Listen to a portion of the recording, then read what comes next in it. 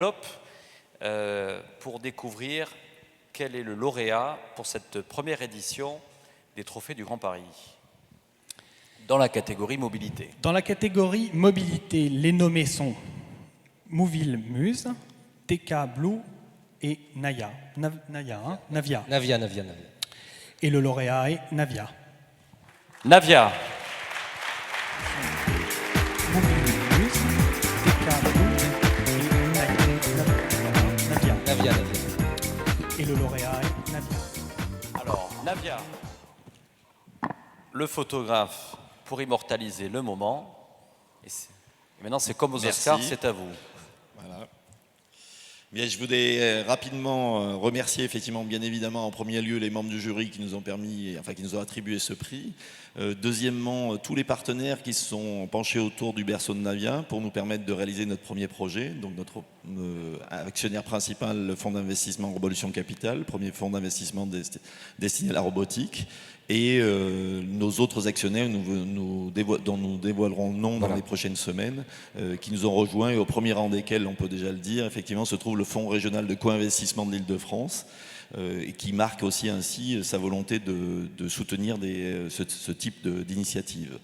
Bien évidemment, remercier tous les salariés de Navia qui m'ont accompagné dans cette formidable aventure, qui nous a permis de créer en l'espace de à peu près 18 mois notre premier véhicule 100% autonome, sans conducteur, 100% électrique et destiné au transport de personnes. Alors pour visualiser un peu, parce que malheureusement aujourd'hui nous n'avons pas de photos, mais c'est un minibus électrique, mais qui fonctionne complètement sans conducteur et de manière complètement autonome. Alors ce type de véhicule pour nous est un peu la préfiguration de ce que la technologie peut apporter de meilleur dans le domaine de la mobilité, à la fois un système de transport qui, je dirais, est disponible 100% du temps, qui est peu polluant ou pas polluant du tout au niveau atmosphérique, au niveau de la pollution sonore, et un système qui est très efficace en termes de prix, puisque effectivement nos lignes vont être disponibles avec de 30 à 40% d'économie sur le fonctionnement, et c'est un élément qui est particulièrement important parce que ça va permettre une meilleure capillarité, de mettre en route des lignes de transport de personnes, je dirais, qui aujourd'hui ne sont pas viables économiquement, de les rendre possibles. Alors même si aujourd'hui, je dirais, nos véhicules ne sont pas autorisés à aller dans la circulation publique, parce que bien évidemment, vous le savez, je crois qu'on entend tous parler des véhicules autonomes, on sait que cet horizon de 2020, 21, 22, 23, qu'on donne tous pour l'évolution de la réglementation, n'est pas encore devant nous.